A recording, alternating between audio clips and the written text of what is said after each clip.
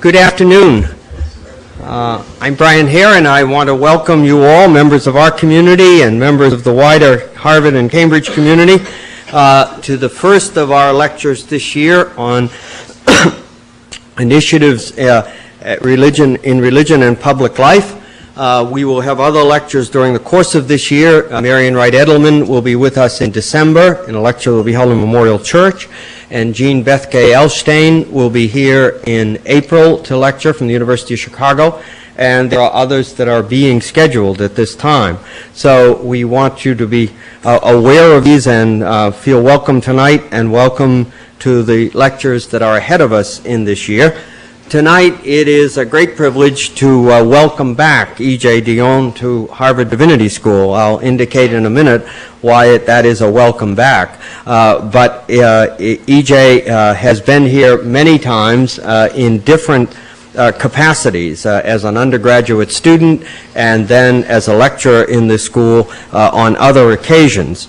As almost everyone in the United States knows, E.J. Dionne is a syndicated columnist based at the Washington Post and a senior fellow at the Brookings Institution.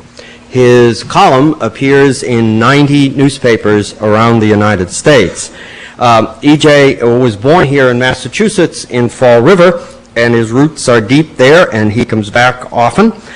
He took his BA here at Harvard University in 1973, graduating summa cum laude, and that was before grade inflation. And so I informed him that that was a footnote that was necessary to include at the present time, but that was when they really counted. But I also, part of welcoming him back is I have heard E.J. on more than one occasion say that the most valuable course that he took at Harvard University in all his time here was the course on the theology of liberation with Harvey Cox, because the New York Times assigned him to cover the Vatican right at the time that the Vatican was examining the theology of liberation. And most people in the press in the Vatican were not exactly schooled in this. And so E.J. brought with him a course directly out of Harvard, directly into his professional life. After Harvard, he took a DPhil at Oxford in 1982. And then went to work for the New York Times for 14 years, reporting first on state and local government, then national politics, and then he was stationed in Paris, Rome, and Beirut. The Los Angeles Times said that his reporting on the Vatican was the best reporting in 2 decades. I don't know what the Vatican thought, but in any way, the Los Angeles Times thought it was wonderful. DJ can tell us, perhaps, how they thought about it. He then went to the Post, covering national politics, and in addition to being a premier syndicated columnist and now a senior fellow at the Brookings Institute, he has published 3 books. First, Why Americans Hate Politics. Newsday called it a classical in American political history. Secondly, They Only Look Dead, Why Progressives Will Dominate the Next Political Era, published in 1996. And then most recently, Community Works, the editor of Community Works, The Revival of Civil Society in America. E.J. is a constant guest on the television circuit in Washington, and he brings to that the kind of depth and balance that enriches our public discourse at every point. And so it is a great privilege tonight to welcome him back and to say you are always welcome at the Divinity School. E.J. Thank you. I just want to say that 2 of my favorite professors are here, Harvey Cox and Nathan Glazer, and I am oh so grateful that they taught me before the president launched his war on grade inflation. And it was, they were able to be compassionate professors in those days, and I've always been grateful to them. It's true what about Harvey's course. It's my habit of telling students ask me what's practical to study. And I always say don't think too much about practicality because you never know what will prove to be practical. Harvey's course is my favorite course on my transcript. It was actually called Eschatology and Politics. Now that's a great name for a course. And I always tell students that it was indeed the most, in certain ways, professionally the most useful course I ever took. because when the Vatican was dealing with, in some cases, condemning liberation theology, these are the guys Harvey Cox had mimeographed stuff from Chile and Argentina and Brazil, groups like Cristianos por Socialismo, and we would study them with Harvey in this room and mostly in the room next door. So I am so grateful to him, and he hasn't stopped in all those years teaching us and provoking us. And actually, Nathan Glazer did me a very kind turn. There was one day when he was my undergraduate thesis advisor, and one day he was doing something, and his office can't be as messy as mine, but it was true that my thesis fell off his shelf, and it happened to be relevant to something he was writing. And I had the experience of 30 years later having him quote something that I wrote as an undergraduate, and I was petrified, as you all would be, getting quoted. But he was very nice. He quoted something that was at least not totally foolish.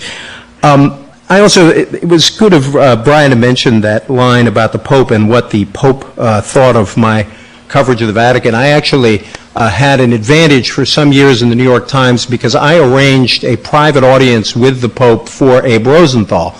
And his good friend Henry Grunwald of Time magazine somehow didn't get a private audience with the Pope. So I stood very well with Abe. And the day that Abe had his audience with the Pope, we were walking to the Vatican, and I looked at Abe and I said, I always tell my friends at the Vatican that we have a lot in common because we work for the only two institutions left on the face of the earth that claim infallibility.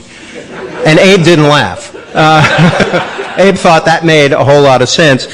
And the Pope, being a very, very good politician, put his arm around me, looked at Abe, and said, as only the Pope can say, he writes good stories. And so I don't know if he meant that, but it was very sweet of the Pope. It's the only time I've gotten a formal imprimatur. And Brian is a joy. I have such mixed feelings about his leaving here because I hate to see him leave Harvard, but I love having him closer to us in Washington, D.C. And I view all these jobs as stepping stones in my own long-term campaign. I think Brian should be the Pope. And I say that as a Catholic. And someday, I figure I still have faith in this. You say the political structures of the church won't let that happen. But the Holy Spirit operates. And so I think it's possible. And I've been imagining over the years, I've covered a lot of political campaigns, and I've been trying to sort of draw from that experience to create slogans for Brian. And, there are some obvious ones, tough enough to fight, compassionate enough to care, or he doesn't duck the tough ones. I think that's an appropriate one for Brian. But actually, the slogan that I've decided, the other one I've always liked is, he's got the guts to do what's right. You see that at the tagline of the television commercial we'd play for all the Cardinals during the election. But actually, the slogan that I think that was used a couple of elections ago by the Portuguese Socialist Party is actually the perfect slogan for Brian Hare. And their slogan was simply 3 words. Their slogan was reason and heart. And that's Brian Hare. And I just salute Brian. If you could join me.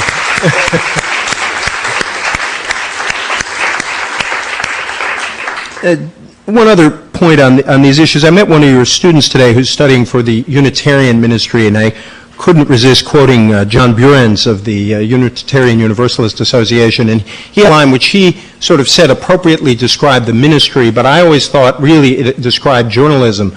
And he spoke of a student who was studying for the ministry and worked his way through divinity school as a baseball umpire.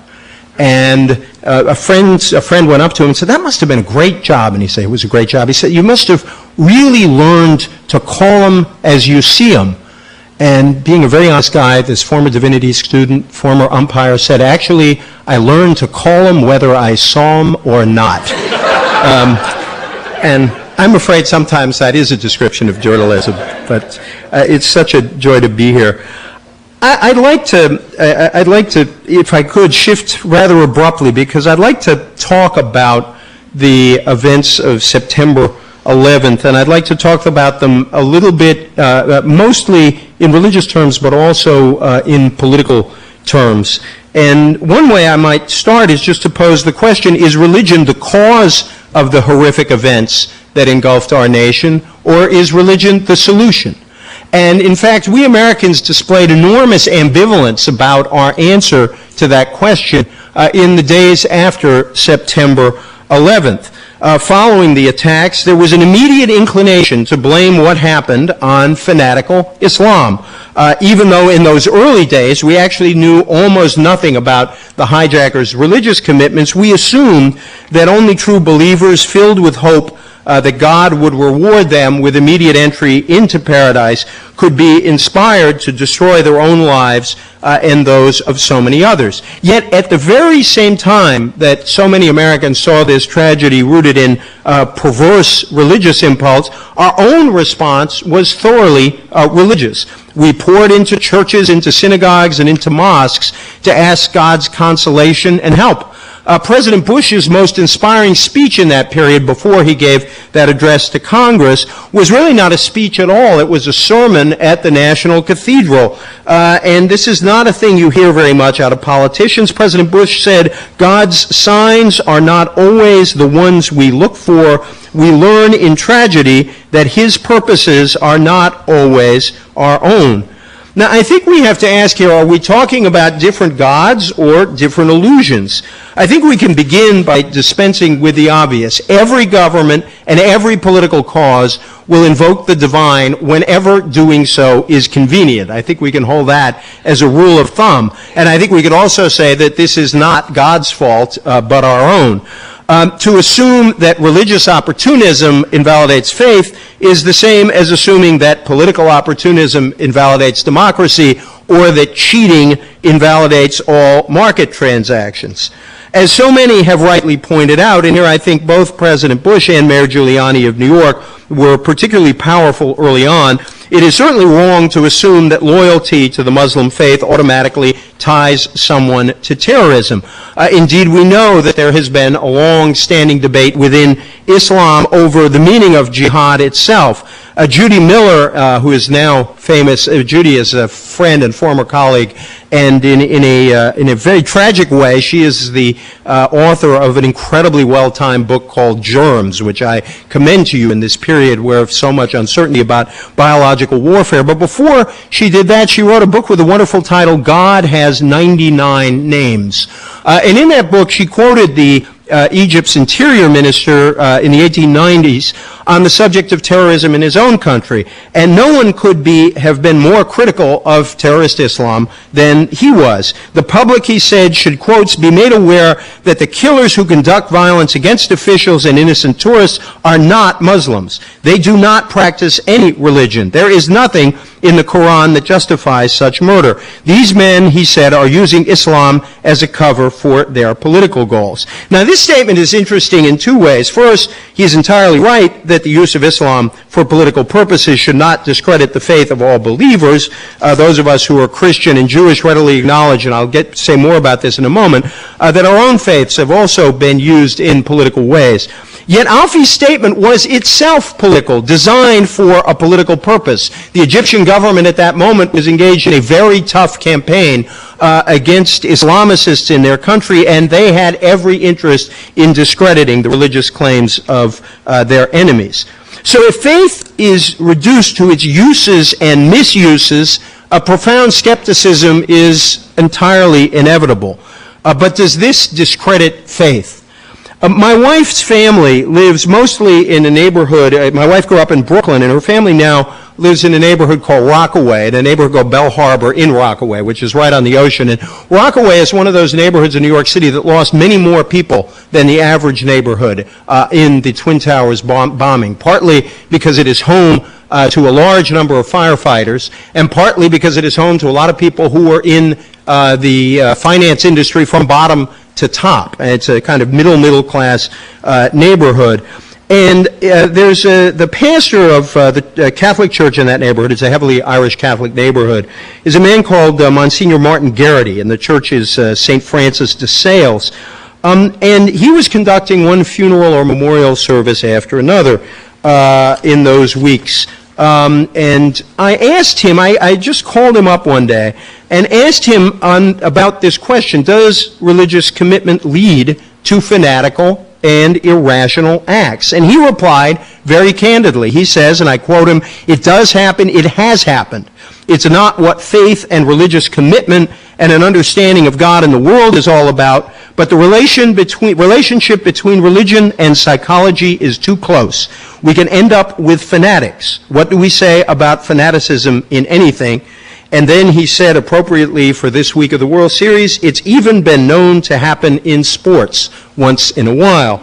The conundrum, he said, is that religion is so close to life that it is always there. It's close to the life of people and groups and the power of nations and nation states, but it is not, he insisted, the midwife of violence. Now, I think religious faith cannot be supported just because it brings comfort in times of anguish, but neither can it be discredited by the horrid acts committed in its name. Faith is suspect, I think, when God is harnessed to immediate human ends and identified entirely with a personal or political or national cause. Faith is brought down by a pridefulness that expresses an unwavering conviction that our own desires and interests coincide perfectly with those of the divine. Faith, I'd argue, is more credible when it stands as a challenge, when it insists on aspirations beyond those of our own political movements or communities or nations. The prayers of this faith do not express certainty that God is on our side, only the hope that because we try to seek justice and mercy ourselves, that might prove to be true. Now, these terrible events took place at a moment when our nation was engaged in a great national debate on the proper relationship between government and religious life, and in particular between government and faith-based charity. We can talk about the merits and demerits of the President's proposals perhaps in the question period or perhaps another time, but I think that debate should not obscure the ways in which the discussion of the civic role of sacred institutions has been powerfully good for our nation. It's renewed our appreciation of what religious congregations contribute to the commonweal. It has reminded us of the dual roles of religious leaders as both as prophetic and critical voices on the one hand, as Jim Wallace, who is taught up here, likes to call them prophetic interrogators, and as practical and loving service providers on the other. It has led us to consider both religion's social impact and its effect on individuals and how the two interact. Now, my friend Martha Minow, who teaches at the law school, introduced me a couple of years back to Michael Ignatiev's book, The Needs of Strangers, and in fact she quotes it in the wonderful volume that I think it was Ron Thiemann edited and here. Ignatiev said, quotes, "We need justice, we need liberty, and we need as much solidarity as can be reconciled with justice and liberty." Now, I think the current interest in the role of faith-based groups in public policy and the willingness of politicians to talk so openly about their faith in public reflects a search for a public moral language that tries to find a plausible route to Ignatiev's objectives. In that discussion, it is inevitable that the religious will encounter the secular, that the sacred will encounter the civic. Sacred places thus inevitably serve civic purposes, but the sacred and the civic both need protection, sometimes from each other. Religion loses its integrity if its value is measured solely in civic terms, and the civic life of a free and pluralistic nation can never be dominated by a particular faith. Our government, in turn, has benefited from the challenges regularly put to it by people of faith who need not fear retributions for their demands that the state and society reach for higher standards. Now, in its first phase, during the first half of 2001, the debate over the Bush initiative proved deeply divisive and not only in partisan terms. I think it would be a great loss if the debate over faith-based charity and social action remained locked in this frame, into this frame, in the coming years. Because I think the work of our congregations engages the energy and commitment of Americans across all partisan and ideological divides. I think the challenge is to find ways in which government can foster this work without so dividing Americans across religious and political lines that the work itself may be jeopardized. Doing this won't be easy, but good things often aren't. And I think few events, as I said, more powerfully underscored the relationship between the sacred and the civic than that public response to September 11th. What did it mean when those citizens spontaneously flocked to those houses of worship? They were seeking many things, among them consolation, understanding, and yes, solidarity. Prayer and meditation, along with the acts of generosity and mercy that so often followed, partook of both the sacred and the civic realms.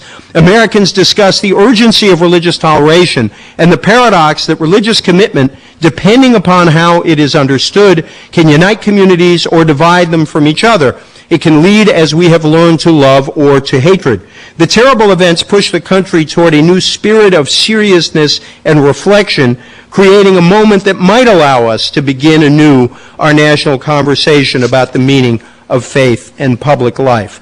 Now, I want to digress just slightly here because I think one area where there has been particular seriousness since September 11th is on the question of war and peace, of just war versus pacifism. Now, Father here is the expert on this. I almost bought the course description and said, don't listen to me, listen to this great course and go hear him lecture. But I wanted to talk about this a bit because I think this is a time of potential, it's a time of great national unity, but beneath that national unity is a great potential for contention. What I'd like to do briefly is to make a case for pacifists while simultaneously arguing that they're wrong. I want to make the case for them because I fear very much that this mood of national unity is so powerful that we will forget the contribution that pacifists make and forget the power of their moral stand. I make the case against them simply because I do disagree. I discovered this myself when I registered for the draft here in Cambridge in 1970. And when I registered for the draft, I checked that little box that they used to have on the draft form that allowed you to apply for conscientious objector status. I went home and went back to my room, and for some time I worked very hard on a statement trying to explain my pacifism, and I worked hard on it from my standing as a member of the Catholic tradition. I labored over that essay, and there was only one problem when I finished that essay. I had not convinced myself. I thought I might convince the draft board, I might convince someone else, but what I concluded after this exercise is that there were times when force and violence were morally justified in defense of our nation and in defense of freedom. I kept myself in the draft pool, and luckily enough for me, I was young enough and it was late enough in the war that my draft number never came up. The irony is that the more convinced I became of the problems with pacifism, the more respect I developed for individual pacifists and for rigorous pacifist thinkers. These were people who understood the seriousness of individual participation in war and asked themselves very hard questions about their own responsibilities. I ended up being very glad that pacifists existed, even as I was glad they were not making government policy, although in Vietnam I might have welcomed a bit more pacifism.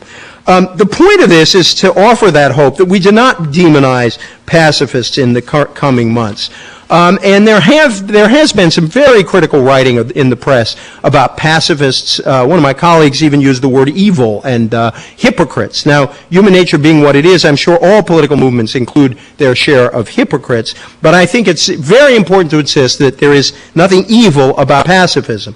The true pacifist, as against someone who might use pacifist words to justify anti-Americanism or the violence of our foes, or another ideology, the true pacifist subscribes to a stern moral creed. It insists that human beings can never use violence against other human beings, even when it might be in their interest to do so, and even when, by normal standards, violence would be justified.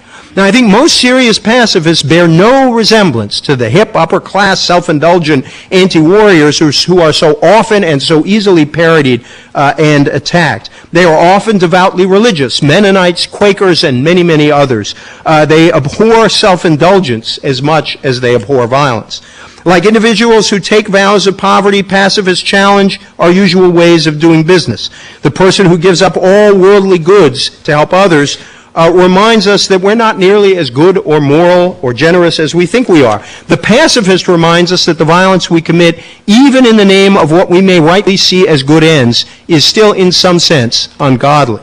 Reinhold Niebuhr wrote in 1940, and I quote him, "We who allow ourselves to become engaged in war need this testimony of the absolutist against us, lest we accept the warfare of the world as normative, lest we become callous to the horrors of war, and lest we forget the ambiguity of our own actions and motives and the risk we run by achieving no permanent good from the momentary anarchy in which we are involved." Now, it's important that Niebuhr offered these thoughts in an essay criticizing pacifism. And I'd invite my friends who are pacifists to ponder also Niebuhr's critique of those who thought it wrong for the democracies to confront Hitler. Remember, this essay was written in 1940. And Niebuhr, again, whatever may be the moral ambiguities of the so-called democratic nations, he wrote, and however serious may be their failure to conform perfectly to their democratic ideals, it is sheer moral perversity to equate the inconsistencies of a democratic civilization with the brutalities which modern tyrannical states practice. Now that, in a nutshell, is why I decided I couldn't be a pacifist and why I believe a war against the tyranny of terror is justified now. But those who are pacifists, I think, can take a lesson from Niebuhr's words. They weaken their claims whenever they seem more eager to condemn our own violence than the violence of our adversaries. Those who espouse an absolutist creed should be especially wary of moral relativism. The paradox, I think, is that the fact that we live under a political system that honors the rights of individuals to object conscientiously to engaging in war is one of the reasons why I believe ours is a system worth defending. Bin Laden's world does not allow for pacifists, ours does. And I believe that to stand up for pacifists, even when you disagree with them, and especially when they are unpopular, is to protect this moral difference. If there is a certain ambiguity in my view on pacifism, as you could tell, and I think there is a profound ambivalence in the public's view on the broader question of religion and public life. One of the favorite examples of this ambivalence that I've been involved with recently was a poll that the Pew Forum on Religion and Public Life did with the Pew Research Center, where we asked people a number of questions about their attitudes toward religion and public life. And two in particular stand out. We asked people, did Americans prefer as president someone who was a person of faith? And we asked people, did they think it wrong for a politician to talk too much about how religious they are? Now, this is the same sample. 50% of Americans disliked politicians who talked too much about their religiosity. And 70% of Americans wanted a president with strong religious beliefs. Now, you can ask yourself an interesting logical question. If Americans don't know much about a politician's religious beliefs because they don't want him or her to talk about them very much, how will they know that they have a president who has strong religious beliefs? But I think that finding is a lovely indicator of the torn mind and conscience of Americans when it comes to religion and public life. That conflict is carried out not only at the public level but also at the personal level. My friend David Brooks has popularized the wonderful word flexodoxy to capture our ambivalence.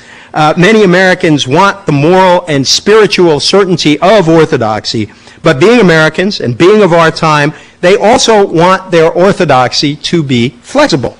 They want orthodoxy, but without, say, its rules against women, or say its rules against contraception, or say whatever it is they happen to be for that conflicts with orthodoxy. Thus, the popularity of flexodoxy. I think that flexodoxy does capture our ambivalence about religion's public role. But before closing, I want to offer two thoughts. I want to offer first two views of religion's public role, which suggest that at its best it is prophetic and challenging and often dangerous to the powers that be, that it is ultimately friendly to those who are heavily burdened. The first is from Michael Walzer's fine book, Exodus and Revolution. Walzer argues that the Exodus story has provided philosophy with one of its central themes of oppression and deliverance, of the idea that the door of hope always remains open. We still believe, Walzer writes, or many of us do, what the Exodus first taught about the meaning and possibility of politics and about its proper form. We still believe that there is a better place, a world more attractive, a promised land, eschatology and politics. And we still know that the way to that land is through the wilderness. There is no way to get from here to there without joining together and marching. And then there is the historian Richard Whiteman Fox, whose view I like to quote very much, because he argued that religion can be seen as both a democratic social power, a capacity to build community, and as a tragic perspective that acknowledges the perennial failings of human beings to make community to endure. Religion allows people to grapple with the human mysteries that neither science nor politics can address, but it also provides a force that science and politics can call on in their effort to understand and transform the social world. Now that, of course, is true and it's important, but I think it doesn't deal with some of the hardest questions we have been pondering since September 11th. The relationship between religious faith and personal liberty, and the relationship between religious orthodoxy and modernity. For 3 centuries, the great world religions have been engaged in a dialogue with modernity. It has been a fruitful and also contentious and also critical dialogue. One can say many things about this engagement, but one of the results has been, within many of our traditions, a series of adjustments, or as I would see them, advancements in doctrine. In particular, the circumstances of modernity moved many of the great faiths, sometimes in the face of great resistance, toward an embrace of religious liberty, and even at times a new humility when it came to imposing religious claims and practices on others. My own church, the Catholic Church, moved forcefully during the Second Vatican Council to abandon, or as some might prefer, reinterpret aspects of our tradition that saw religious pluralism as an enemy, and at times, and even at the very highest levels, expressed hostility to advances in democracy and liberty.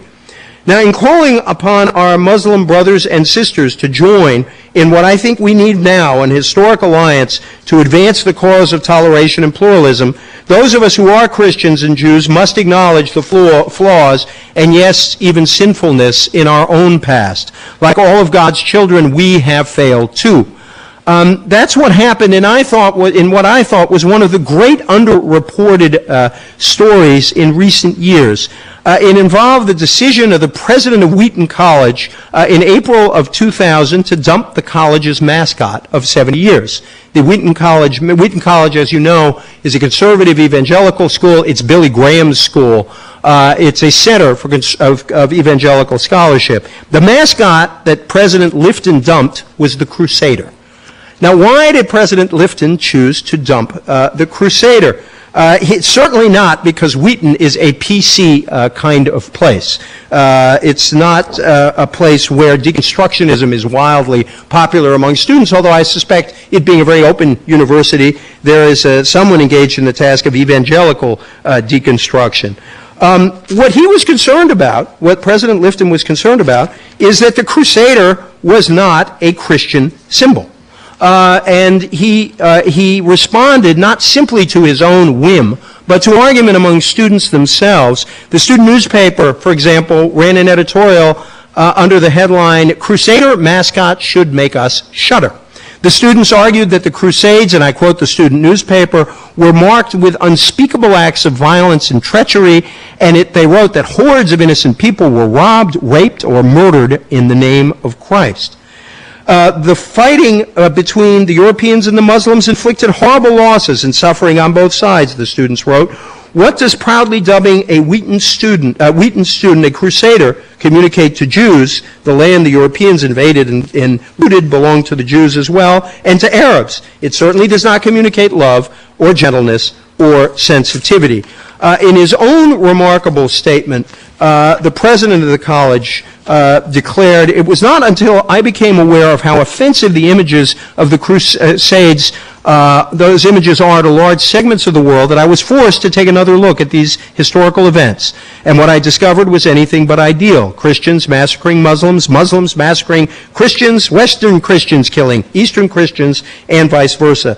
We are hard-pressed," he said, "to find anything in these disastrous waves of fighting that our Lord might have approved, despite the fact that the fighting was carried out in his name." Now, I think that the lesson of Professor Lipton's decision there is not simply that humility is becoming, although it is, It seems to me that the message he offers is that someone who is truly serious about tradition is far from being a narrow or closed-in person, and in fact, they are forced by faithfulness to think and act anew. And that, I think, is the lesson we might all draw across traditions after September 11th. I hope we may begin to see a renewed energy, and yes, we are beginning to see it, on the part of the millions of Muslims who share a commitment to religious liberty with those of other faiths. It is an energy that would grow from thinking anew about the meaning of their tradition, that obligation that is incumbent upon us all. Islam should not be disfigured by the murderous actions of a few, and in our effort to pursue dialogue to prevent this from happening, it seems to me that we must root that dialogue in two principles. First, that non-Muslims, especially in those in nations where Muslims form a minority, insist on respect and freedom for all who revere the Quran and its teachings. Second, that Muslims who rightly insist upon such respect join in the effort, religious and intellectual as well as political, to ensure that religious liberty for all Muslim and non-Muslim in Muslim nations and non-Muslim nations is assured. This is, at this moment, I believe, not only a moral imperative, but a practical necessity. A politician is once supposed to have said, it's a very global world out there. Well, it is a very global world out there. That fact means, among other things, that every one of the world's faiths lives with the reality that somewhere its faithful live as a religious minority. Their ability to remain faithful depends upon the willingness and, yes, the desire of predominant groups to accord freedom to religious minorities to think and to act and to worship as they wish. This, I think, is the paradox of our time, making it possible for the faithful to remain faithful to their religious traditions anywhere depends upon the willingness of religious people to defend and embrace religious freedom everywhere. This commitment ought not be seen as some form of cultural imperialism or as an effort to impose an alien value system. On the contrary, to accept pluralism is to accept a diversity of traditions and to insist on respect for traditions that are not our own. Nor should a commitment to religious liberty be seen as an embrace of relativism or a sign of weakening faith. It is instead an expression of confidence in the ultimate triumph of God, in His wisdom and His mercy. It is as well an acknowledgement of the limits that each of us must acknowledge in our own wisdom, an acceptance, as St. Paul says, that each of us now sees through a glass darkly. If I may again cite Niebuhr, whom, as you may have guessed, is one of my heroes besides Brian Hare, we must each be willing to see the truth in our opponent's error and the error in our own truth. That's another way of saying what the theologian Glenn Tinder from across the river taught us, that each of us must be prepared both to give and to receive help on the road to truth. I said at the outset that one great good might arise from the ashes of the World Trade Center and part of the Pentagon. And that great good is a new seriousness and a new spirit of reflection in our nation. As Martin Luther King reminded us, unearned suffering is redemptive. This new seriousness means first taking each other and each other's traditions more seriously. It means grappling with injustices in our own country and in the world more seriously. It means taking politics and government and public life more seriously. It means taking the sacrifices of public servants, that's what firefighters and police officers and rescue workers are. It means taking their sacrifices more seriously. The new seriousness need not be a seriousness without joy or a sense of humor. Indeed, I contend that you can't be truly serious unless you can laugh at your own failings and gracefully acknowledge the contradictions and ironies in the human condition. But this new seriousness is a potential gift to a nation that may have trivialized politics and public life for too long. It may tell us something about politics and public life and even journalism that so many people noted that the September 11th events ended a series of stories about one Gary Condit. The fact that we said that over and over again may tell us something about what we were up to. Our public life was in a state that did not always acknowledge the extent to which our liberty and security, our ability to pursue happiness, in fact, depended on an intricate web of communal commitments and public actions. Those who entered those burning and collapsing buildings were countercultural figures. They did not wait around rationally calculating their immediate individual self-interest. They didn't call their broker. They acted on instinct and commitment.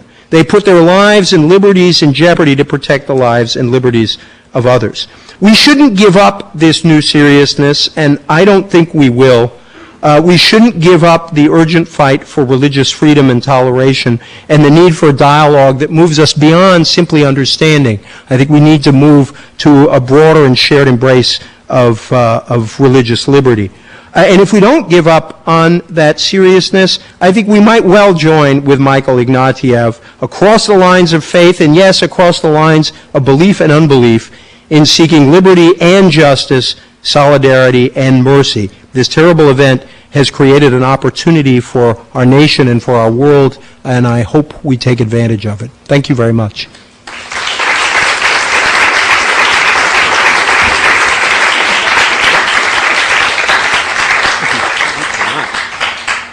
EJ has given us a pretty broad canvas filled with analytical clarity and eloquence, but he also writes on a whole other range of topics above and beyond this, and I suspect would be willing to take questions across that range, either of the address or otherwise. You're on your own. Narrow political questions I love. Professor Glazer. I think there are two perspectives on this issue of Islam and what it implies. Now, one perspective, and it's a political one, is clearly that expressed by the president and by public leaders who fear bigotry and know-nothingness and attacks and so on. There's another perspective which perhaps should be limited to classrooms and esoteric circles on are there differences among religions. I'm thinking of an op-ed piece by Mark Lilla, but we didn't need that. But there are differences in their history, differences in their symbols. You know, one religion is founded by someone who believes in nonviolence and starves himself to death, and another one is founded by a conqueror who, etc. And then it has consequences. And then it has consequences how it responds to history. And I think Islam has, from the little I know, has been very unresponsive to history, very maladaptive. What do we do with these two perspectives? Now I'm going to bring you to a political point, the faith-based initiative. And there were very narrow discussions, which you know better than I, and such things as there are religions which divide men and women, there are religions which do, etc., etc. And yet Islam is said to number 4 or 5 million Americans, increasing through immigration. What does one do when one has a contradiction between very basic principles? Now, it's true you find other religions too. I mean, Orthodox Judaism will divide, etc. But in a way, there's an issue of scale. How much of the religion is characterized by these conflicts with contemporary values which you all accept as being an advance in civilization? Only the author of Beyond the Melting Pot and the editor of a book called Ethnicity would offer us that sophisticated view. Let me take the two in different, take the two questions in order. One of the reasons I said what I said is because I think that the simple talk that Islam must understand Christianity or Judaism must understand Islam and that we must all love each other, that's good, and I think it's inadequate. And the reason, what I wanted to speak for today was the notion that there is reciprocity in the demand for religious freedom. And that I use the Catholic example because, I could talk about my own church in some ways more critically than I could talk about any other. And the fact is that in our tradition, there was a strong resistance to the idea, and Father Hare can correct me, but there were strong elements of resistance to religious liberty, strong elements of resistance to liberalism and democracy. I know in Spain in the 1890s, the Catechism had a question: what is liberalism? A question mark. Liberalism is sin, and there was an outright condemnation. And this is liberalism in the broadest sense, meaning toleration. So that I used Catholicism as an example to suggest that Islam is by no means the only tradition in which there are elements or parts that do not seem to coincide well with religious liberty. Now, you're correct, there are resources in Christianity rooted in, at the very beginning in such notions as turning the other cheek that allowed Christianity to progress as it did. I think Islam, Fuad Ajami argues that Islam had certain attempts at a kind of liberal revolution back in the 19th century, and that those attempts failed and were defeated. And when we can go back and look at why those failed and were defeated, I think we're also seeing the political uses of a certain style of Islam in this period. But we know, going back even further, that Islamic societies did have substantial tolerance, that they were capable of civilization and tolerance. They, in fact, brought modernity or a pre-modernity that took many societies down that road early on. So I don't think we can argue that Islam is devoid of the resources within its tradition to create this. But I think it's an urgent task that Muslims, especially in our country, who are quite rightly speaking up for the rights of their believers in our country, begin to play a role in trying to fashion some concord on religious tolerance and liberty. And I think if you take the case of the Catholic Church, I think one of the things that was very important to the shift in the Catholic Church's perspective was that as the Church became more and more, or spread outside of Europe, as more and more of the membership became non-European, toleration became much more urgent because Catholics found themselves in places where they were religious minorities. And so in saying what I'm saying, I'm in part agreeing with you that this must begin as an attempt to have dialogue and understanding.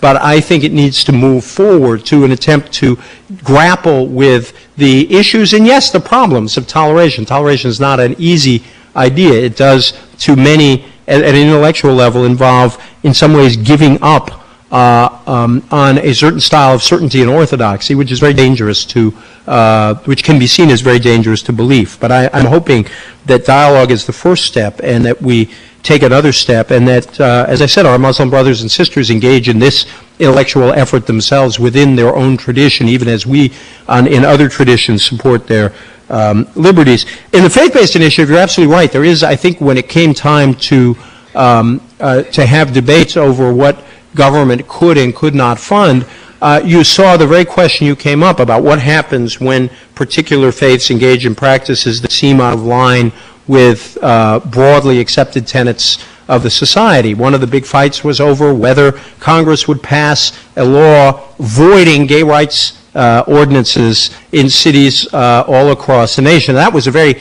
interesting one, because there you had the party of states' rights and local rights trying to void local laws, but they would argue, of course, that what they were trying to do was protect the integrity of the religious institutions in cases where those religious entities found homosexuality, or for that matter, any sexuality outside of marriage, inappropriate.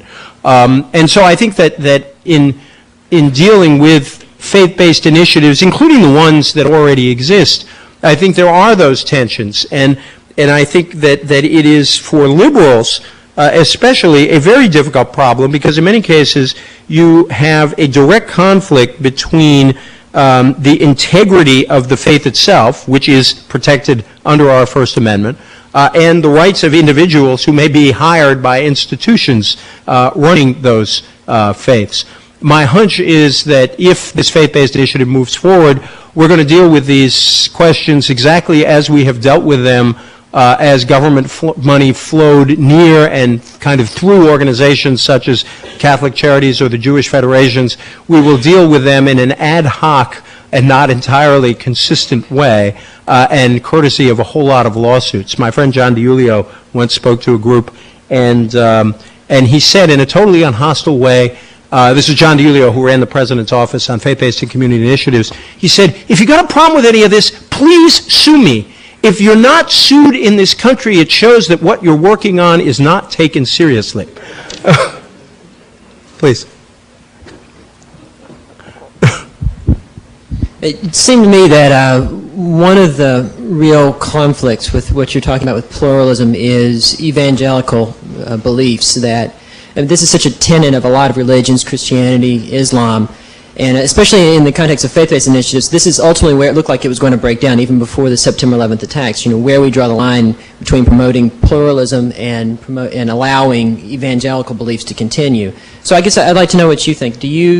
How do you see these two things being reconciled, the integrity of the faith and this call for pluralism? Do we suppress the evangelical beliefs in the interest of pluralism, or do we put aside suppress pluralism? in which sense? Are we talking here about faith-based initiatives, or are we talking? One of the things, Islam is evangelical in its way so also. both in the theoretical sense, and also just the faith-based initiatives is a good example of where these two came into conflict. Both the conservative Christians and the conservative Muslims and the most liberal people in this society were against it for the same reason. The government was going to say you can't do that. You can't have both. You can't do certain things under the and still take government money. Right. My friend DiIulio likes to call it a conflict. Those two groups, Orthodox sectarians and Orthodox secularists, and it's an interesting coincidence of interest on those two sides. Broadly speaking, you're right. I think. Let me try to separate a few things out. First, the Bush initiative is not nearly as new as we and sometimes the administration like to say. Not only was there a charitable choice legislation as part of the welfare bill back in 1996, but large, substantial numbers of religiously affiliated institutions through 501c3s have often received government funds. There are also a whole series of areas where we have allowed government funds to flow where they didn't seem to be directly promoting evangelization, but still they went straight to religious institutions through Medicare or Medicaid reimbursements in the case of religious hospitals, where, by the way, you can get into arguments about whether abortion are carried on in those hospitals, and also to kids going to religious colleges. You can go to Notre Dame or Harvard or UMass or the University of Michigan with government student money. So I think it's important to say right from the start, this is a much grayer question, at least as I see it, than it is a black and white question. When you get to the issue of evangelization, you get into, I think, two different constitutional questions. One is the right of an individual to have choices in programs. And under charitable choice, in theory, if you are a person who needs some kind of service that is covered under charitable choice and you're a poor person, you shouldn't have to go to a religious charity to get that help. You should have some secular alternative or as well as some alternative, religious alternative. That formula works much better, I think, in large cities than it will in many other rural parts of the country. I think that that as a practical matter, what charitable choice is going to have to confront is you may have options in the cities, and you may have more coercion, direct or indirect, that's possible. But the last point on your evangelization, I think, is a real conundrum, because clearly government money cannot go to finance evangelization. Even my most accommodationist friends, as you might call those on the side that really want government money to flow through these institutions, most of them would acknowledge that government cannot support preaching or direct evangelization. But then what do you do about drug treatment programs whose whole methodology is rooted in personal conversion? There are some who say those should be funded because if they can prove that they are more successful than other programs. As a conservative friend of mine said, their methodology is Freud, our methodology is Jesus. I don't think that'll pass muster with the Supreme Court. It's an interesting argument, though. There's another alternative, which is to fund those programs through vouchers. That might pass constitutional muster. But I think there you have, I think, a central conundrum that no matter what Congress does, we will end up dealing with in the courts. And as I say, I think the hardest question is posit that a perfectly fair and balanced study of what programs work and what don't show that perhaps in the area of drug treatment or perhaps in the area of teen pregnancy, the religiously based, very evangelical programs do a better job of achieving the secular result that the society is looking for. Can government money flow to those programs or not? And I think that's the edge of the argument that will have to end up in court, because I don't think, and I think that what's probably going to happen now because of Lieberman's intervention is I think the Congress is going to pull back from that edge. It's not going to go that far in whatever bill is passed. We can talk about prospects, if somebody wants, but I think that's where the conundrum is. Sir.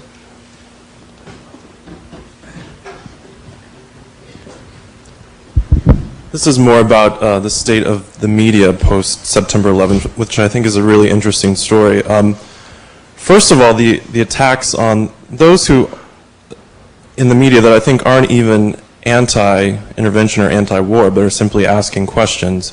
I'm thinking even of Peter Biner in the New Republic, who seems to be writing columns every week that would be more appropriate for the Wall Street Journal editorial page, who has traditionally been left of center, but seems to be very hawkish and very more than critical of other pundits and journalists who are asking, I think, important questions about the government. The other part of that is the confluence of AOL, Time Warner, CNN competing with MSNBC during this stage, and America Strikes Back and all that kind of stuff on CNN. So I'm just curious what you see going on in the media and where you think this is all going. A quick religious question would be, where's the Pope been in all this? I think he's been very sick, actually. I've been struck by the same thing. Has the Pope condemned the attack? Do you know what the Pope has said, Brian? After that, there was a story at the Times that said that he condemned the attack, but then he said he hoped this would get settled without more violence. And then people in the Vatican thought he sounded too pacifist, so they did a spin on him that said that he did not rule out some use of force, but he didn't say that to my knowledge. Thank you.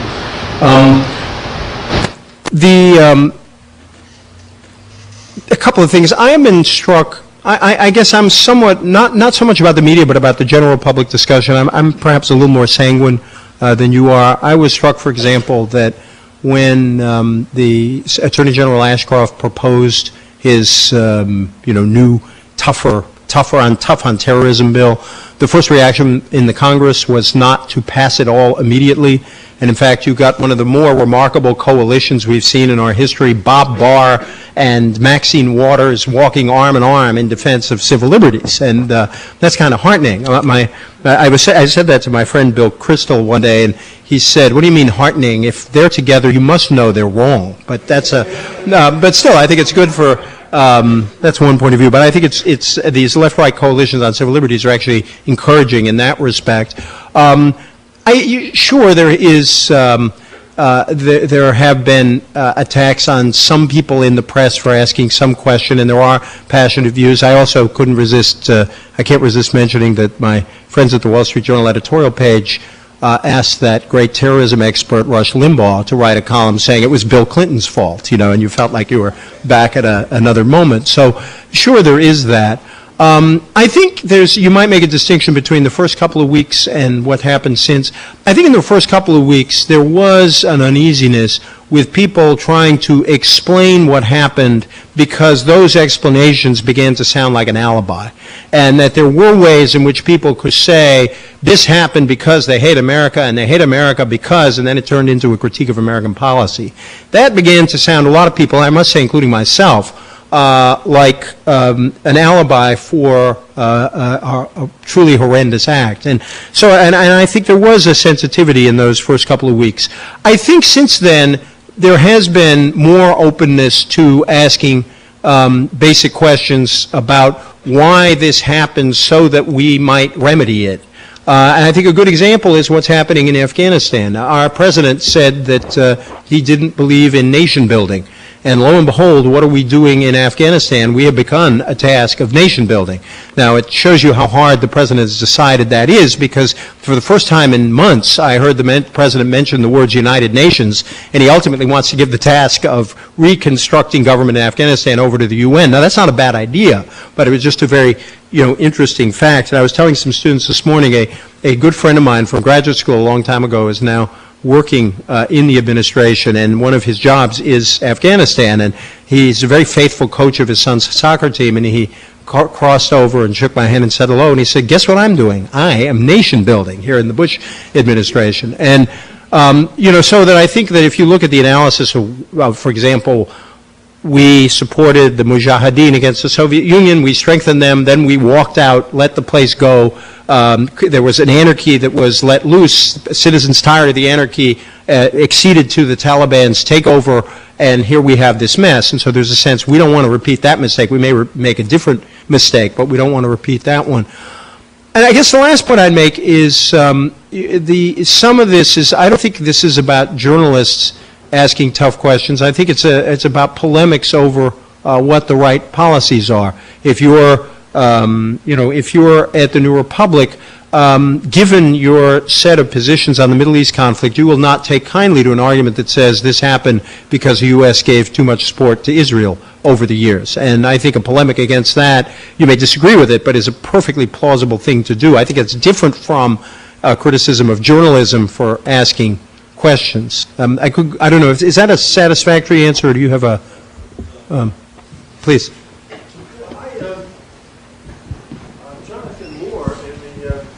Kennedy School came out with an article in the Boston Globe a couple of weeks ago in which he said that the Western industrialized nations have pulled back 60% of the aid to underdeveloped countries in the last 10 years. The United States is 8th on that list in terms of a percentage of per capita income. People like Anthony Lewis talking about having to do something about poverty. I was a community developer for 15 years in this country, so I'm oriented that way. And I wondered, there's been talk about a Marshall Plan, for example. Well, we need a Marshall Plan. If that's true, how would that be contoured in different countries, different areas like Central Asia, the Middle East, or Africa? Is that something you agree with, or do you have any thoughts about how that would be implemented as a to reconfigure, foreign policy in more positive light? I mean, I am sympathetic to the notion that, first of all, I don't believe that economics alone explains this sort of terrorism. I agree with you, the premise of your question, but let me just say a couple of, I don't believe that economics alone explain terrorism, because many of these terrorists are in fact themselves middle or upper middle class. In some cases it may be a lack of opportunity for educated people coming out of college, but I don't think economics alone explains it. On the other hand, it's obvious that economic conditions do lay a groundwork for the growth of certain kinds of movements, and that something along these lines will be appropriate. I certainly think at the end of the war in Afghanistan, if we are successful in Afghanistan, there will be a call to do this sort of rebuilding. Now, my hunch is that we, the United States, will not spend huge sums of our own money, even though my own view is that we should be spending more money on foreign aid in general to poor countries. But I think that's where we will lean on wealthy Arab nations and others to put up some money for that sort of development. I mean, the Saudis have already put a lot of money into the Taliban. Now they might put a reasonable sum of money into economic development. But it is, I always disagreed with Bush when he said what he said about nation building, because I think there are ways in which we can intervene to improve situations. On the other hand, he's right that this is not an easy thing to do. I mean, you're talking in Afghanistan about fundamentally altering a political culture that's been in place since at least 1980, and in many ways a lot longer than that. But there are development folks who have worked on. There have been lots of sort of smallish projects that multiplied make a large difference around the globe. People who read Professor Glazer's work on localism and the need to do things locally. There are development projects at work, and I think that one of the positive outcomes of this might be an awareness that, at the very least, because we are vulnerable, we have an interest in a modicum of stability and social justice in the rest of the world, because without that we won't get the kind of stability we need. But I still find it hard to see this Congress right now spending the kind of money that I think might be appropriate on something like foreign aid. But I agree with you when you said it's not totally, as a result of economics because these people were rich. I mean, Berber's point in Jihad versus McWorld is that international terrorism is a commodity like anything else.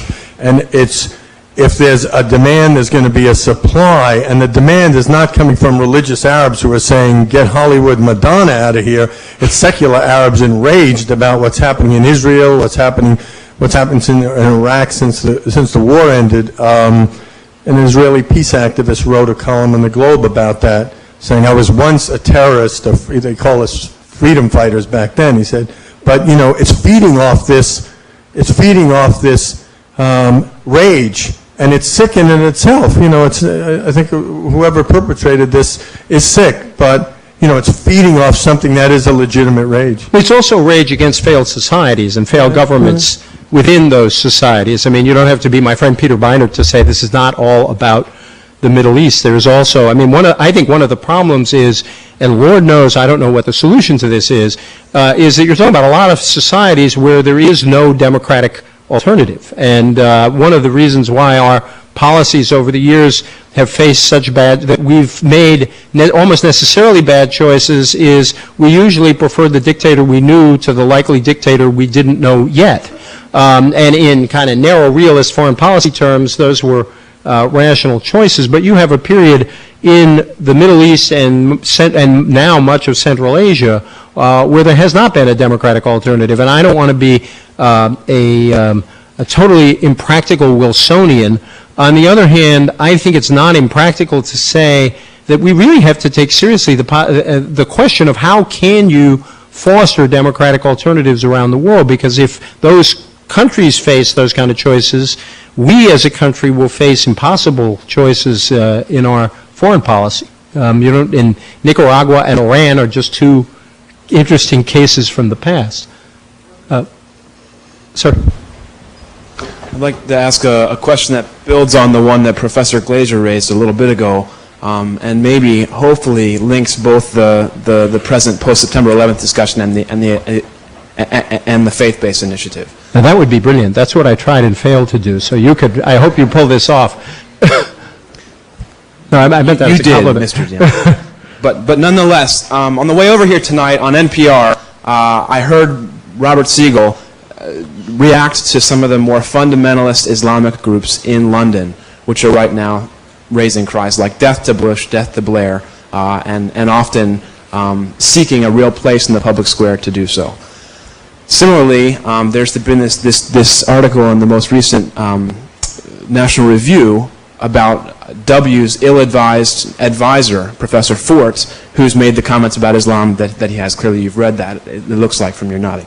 Okay, so I guess I'd like to ask, when it comes back to the faith-based initiative, what do you see government most properly buying into when it is sort of pursuing an equitable public pluralism that is itself a public good and that fosters these different groups, but only fosters the public good? So, yeah, with these more extremist groups of this sort, what's it mean for government to purchase a public good that itself strengthens the democratic experiment? Just very briefly on the first point, I guess I've always liked Blair and Clinton. In a way, I'm looking for a third way in this discussion of Islam, and I say that because I find inadequate, obviously purely prejudicial statements, and those are wrong and certainly outside our own pluralistic tradition. On the other hand, I think one does need to grapple with Islam as it is, what the tradition is, and how some very powerful voices have used Islam for particular purposes. And what I would like to see is a serious, in a sense, serious and political and intellectual work by those many Muslims who themselves believe fundamentally in religious tolerance and freedom. And I'd like a larger voice within Islam, and within the Islam we hear, and some of that may be our fault, but I don't think it's entirely the fault of the West, to see a larger public voice for that variety of Islam. And it could be a lot of varieties of Islam. You might imagine if some of the financing that has been going on over the years for certain kinds of Islam had gone into other kinds of Islam, what would have happened politically if that had been the case? So I hope we can move toward that, to have an honest discussion that is respectful of Islam, but also is honest about differences with some significant voices within Islam. On the faith-based point, people are for this for very different reasons. There are people on the right who are for it because essentially they want to dismantle government, and they see this as an alternative. Some conservative friends I know are anti-government, but have a bad conscience about the poor, and I say this with respect, and see this as possibly an alternative. Those two views often look similar, but they're not exactly the same. There are other people who have some sympathy for this, and I'm kind of in that camp, who say, no, these are not, you cannot substitute government with these programs. There's no church or synagogue or mosque or even denomination I know that could solve these problems, these basic problems of income maintenance and poverty and structural poverty or structural inequities all by themselves. However, these institutions have things going for them that government institutions might not. Within our poorest neighborhoods, they are often the institutions most directly under control of the poor. I think it's Peter Steinfeld's the New York Times recently wrote an essay, actually for a book I just finished editing, where he noted the remarkable similarity between the rhetoric in support of the faith-based organizations now and the rhetoric in support of community action back in the 1960s. And I think that some of the interest in this, and Gene Rivers is partly there and is partly of this point of view. These are institutions under the control of the poor. Is there a way of strengthening those institutions? That's one value they have. A second value, they are institutions that actually build community in places where community needs to be built. That's related to the first. And the third is that social problems are a mixture, the cause of social problems are a mixture of structural injustices and personal disabilities, or bad choices, or however you want to put it. And that I think interest in the faith-based initiative grows from those who, among those who say you have to deal with the whole person, and you can't leave out the structural inequity, but neither can you leave out the need for people to step into the lives of others, and often in cases where someone themselves has done no wrong. I mean, my two favorite examples of utterly constitutional, utterly non-controversial faith-based initiatives are Mayor Street in Philadelphia, realizing that there's a terrible problem in that city that lots of little kids have their fathers in prison. Well, you got to do something about that. Big Brothers and Big Sisters is part of that. And so Mayor Street went to all the churches in the city and basically said, we need people to help these kids. And in particular, we need dads to help these kids. Now, again, there's no government money that flowed to those churches, but that's a very powerful way of beginning to solve a problem. It doesn't solve the problem of why the guys went to prison in the first place. It doesn't solve the problem of racism, but those kids do need that help. David Hornbeck, the superintendent of schools in Philadelphia, realized he had a terrible truancy problem that truant officers weren't solving. So on a whole bunch of Sundays, David Hornbeck went from one church to another, to another, to another, basically saying, you got to help me with your kids and the kids in your neighborhood, because truant officers aren't going to get them into school. I'm not going to get them into school, but you might get them into school. And so, again, these institutions on the ground help to organize their neighborhoods. Now, I think those models we could go on about all the hard cases, but in a way I'd like to call attention to the easier cases, because I think those models reflect why there is such excitement about the potential of faith-based organizations. And I think in both those cases you see the community building side and the side that relates to the individual who needs help. And one of the reasons Giulio is my friend, and he got into a lot of conflicts inside the administration, outside, because John is very much into finding those things that work and kind of laying aside the more controversial parts till later. He's into finding money to be directed to the poor, and kind of doesn't really care if that money gets to them through government. He's not anti-government. I think, I'm sad John left, although I think actually he'll be able to play, in some ways, a more constructive role outside the administration. But that's the optic. That optic, I think, gives one some hope about the possibilities here. And that's why, despite everything, and despite my qualms about aspects of the administration's proposal, especially its proposals in other areas, I still have some hope that this initiative might yield something good. Sir? Thank you. Oh. This will be the last one. Yeah. Hi. Hello. Yeah, I'd like to ask a question that's basically an ethical question regarding taking an ethical base on the notion of pluralism. If we're to try to link the two notions of evangelicalism and evangelical practices as being something that we find potentially problematic in government spending, this is a slightly vague theoretical question, but how could we translate that, if we're taking pluralism here as an understanding, how could we translate that to a potential problematic nature of nation building?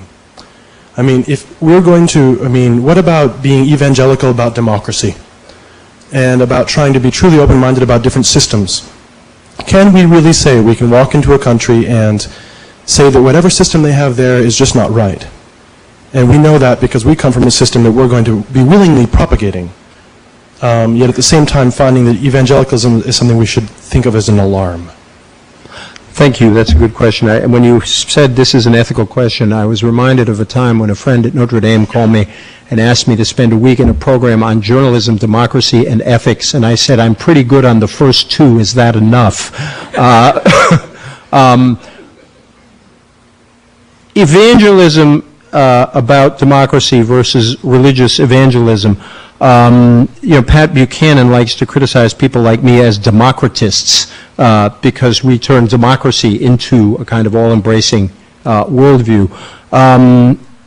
I guess I would distinguish between these two kinds of evangelicalism, because an evangelicalism about democracy and pluralism is to be evangelical on behalf of in principle in any way, is to be evangelical on behalf of an open system which, again, in principle, respects the integrity of different religious traditions and the possibility of different choices. So the purpose of that form of evangelism is to open up possibilities for people, whereas the other kinds of evangelism, and that could be true of some of the communist systems as well, end up closing off options for people, closing off possibilities for individuals.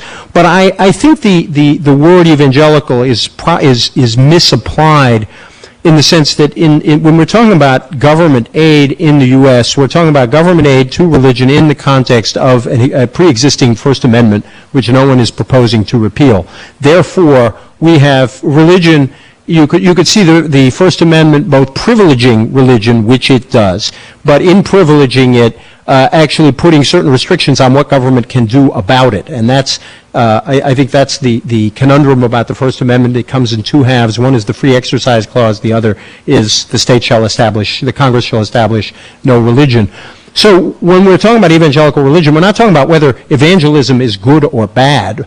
We are talking about what a state in a pluralist democratic nation with this kind of constitution can do. We help build societies in Europe through the Marshall Plan, where in Germany, for example, the West Germans allow people through kind of checkoffs on their taxes to direct money to the churches. Now, we supported this system that grew out of I think a kind of Catholic-centered tradition in Germany. I mean, there are lots of things we can do to promote different kinds of pluralist models in other nations.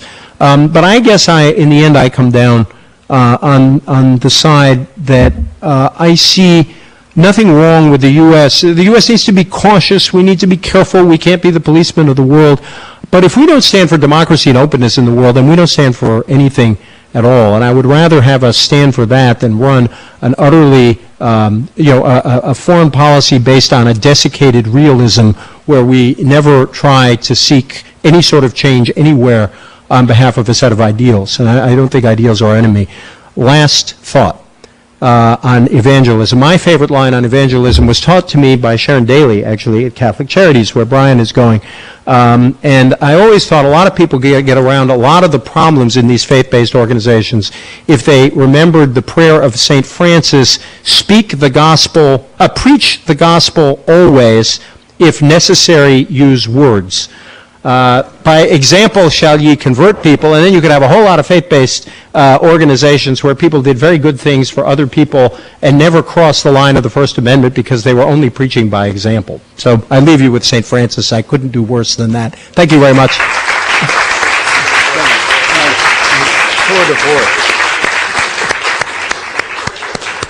Well, it wasn't exactly an empty hour, that's for sure, as we cut across both policy issues, political philosophy, religion, and politics. We invite you down the hall to a reception in the Braun Room. Before you go there, I want to acknowledge my thanks particularly, first of all, to E.J. Dion for coming and being with us in an enormously busy schedule and coming and showing his faithfulness to Harvard Divinity School. Secondly, to thank Professor David Little and Laura Arena, his executive assistant, who lead the program in initiatives in religion and public life, and to thank Susan Sherwin and Nancy Byrne and members of the development staff who helped arrange the evening. So thank you all for coming. And I and thank come them back very much, too. Come back and hear Marion Wright Edelman. I'll take you down for a little